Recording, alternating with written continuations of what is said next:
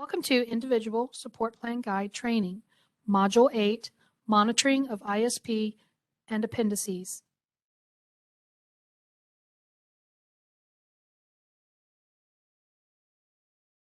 The rule states, the person-centered service plan must be reviewed and revised upon reassessment of functional need at least every 12 months when the individual's circumstances or needs change significantly or at the request of the individual. Also, there must be a method for the individual to request updates to the plan as needed.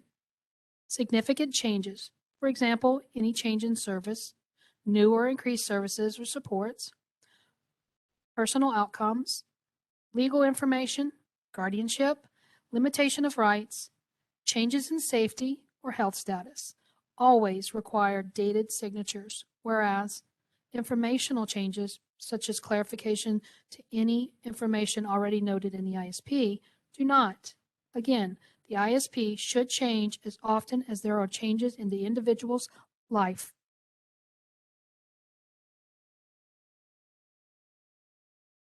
The individual and/or entity responsible for monitoring the plan must be identified in the ISP. ISPs must be reviewed quarterly and updated as often as necessary. Continual monitoring of the ISP occurs as part of the support monitoring process.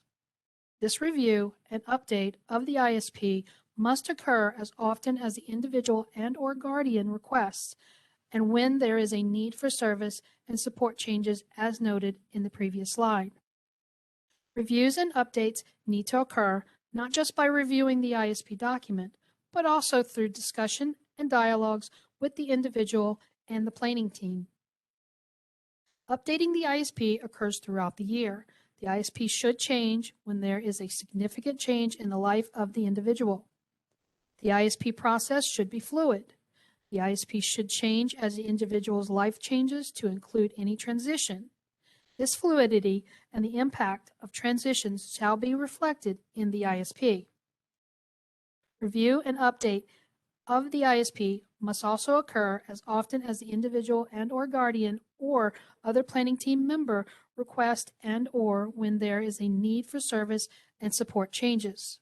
For example, if a new service has been added to the ISP and the individual and/or service provider request a meeting to clarify these new supports, then the support coordinator should facilitate the scheduling of a planning meeting so that information can be clarified on how best to support the individual.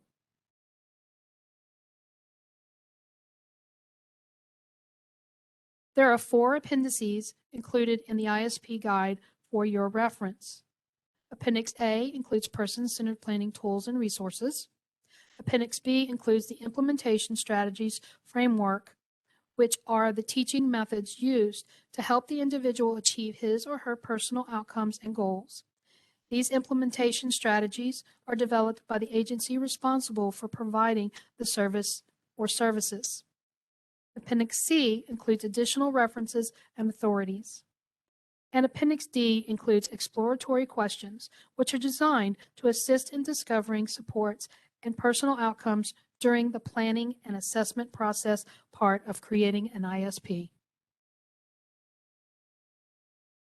This concludes the Individual Support Plan Guide training.